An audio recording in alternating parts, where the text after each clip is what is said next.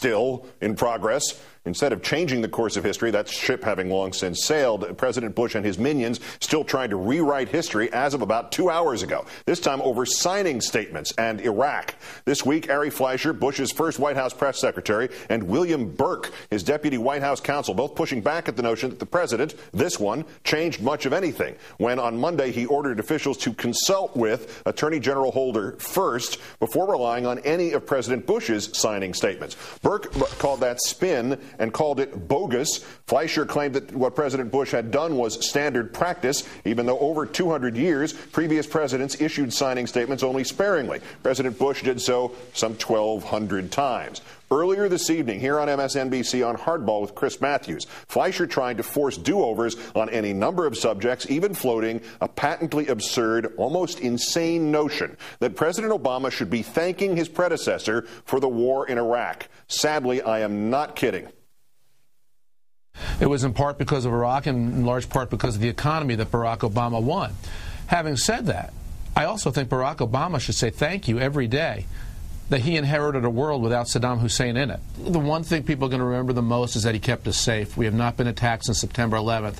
The second is, as I said, Barack Obama should be thankful that he's inherited a world without Saddam Hussein in it. We should all be grateful that we've inherited, that Barack Obama's inherited a world without Saddam in it. I believe we are all better off, and Barack Obama is better off, because Saddam Hussein is no longer in this world or in this Middle East. Yeah, I am proud of the fact we have not been attacked since September 11th, and a lot of people deserve credit for it, President Bush included. But after September 11th, having been hit once, how could we take a chance that Saddam might not strike again? You get a report saying Al-Qaeda is determined to attack in the United States.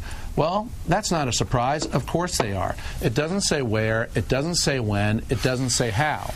So if you get a report like that, what do? There's no question the administration, the Bush administration, left behind a bad recession for President Obama, just as we inherited a mild recession from President Clinton. As a result of the Bush tax cuts, the 2001 recession was very short, very shallow, and it was followed then by, as I said, record-breaking job creation. We've never in this country had 55 straight months of job creation. We had that under President Bush before the bank failures in September. Wow. Fleischer had to have been stoned. Let's turn now to our own Jonathan Alter. I'm not going to associate you with that remark I just made. John, of course, senior editor at Newsweeks magazine. You can. All right. Well, welcome to it. I mean, what was that? I mean, we got the whole thing. He kept us safe except for the first 20% of the first term. We got this arrogant, condescending crap that Obama should be basically sending thank you notes every day to Bush for ridding the world of Saddam Hussein, who obviously was a terrible threat, maybe even outside his own country. Is the idea that the more ridiculous you make the spin, the larger the yield, or is there any kind of reality still required in this equation? Well, I don't think there's too much reality when you're basically being cast by, cable television as the palookas. What we didn't see in those clips is that Chris Matthews really took him on, didn't let him get away with his patter on a lot of these issues, which is what it is. These folks are all in the legacy business now. A lot of them, Keith, are unemployed. A lot of the Bush veterans can't find jobs, so they have plenty of time to go out and spin for their old boss. He has nothing to put in his presidential museum, except maybe some good work on AIDS, and this idea that he kept us safe, even though on Bush's watch he was warned that Osama bin Laden was planning attacks in the United States. This is one of the things that he said that just blew my mind, that when Chris asked him if there's another attack and President Obama is in office, will you not hold him to account for that? And Fleischer said, no, of course we wouldn't hold President Obama to account for that. Keith, let's make sure that we play that tape if, God forbid, we should be attacked, because you and I know that the Republican talking heads will be all over the president should we be attacked again. They've already pre-announced that. I mean, Fleischer's just lying. Describing the Bush spin operation, he said previously to Politico today, it is a loose confederation of people united in our belief in what President Bush did, and we're freer now to talk about some things than we used to be, good and bad.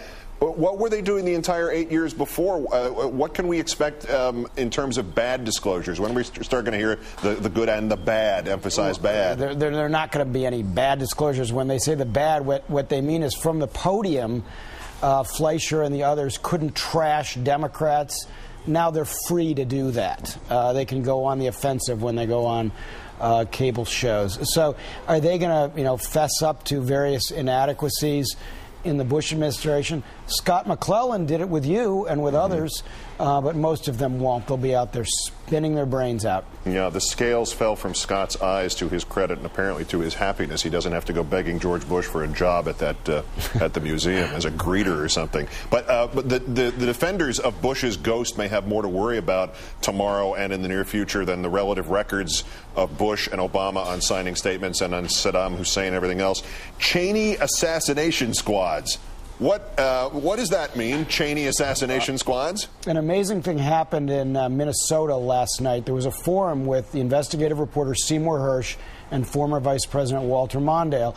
And in the Q&A session, Hersh let slip that he's working on a book that will include reporting about Cheney-sponsored assassination rings, as Hersh put it, that went around the local CIA station chiefs abroad to carry out assassinations on targets using apparently military personnel. Now, obviously, that's very sketchy. We need to know a lot more about it. I think Hersh is going to want to make us wait until his book comes out. But clearly, there's a lot more that happened in that Bush administration directly out of the vice president's office that we don't know about yet, and that Keith will curl our hair.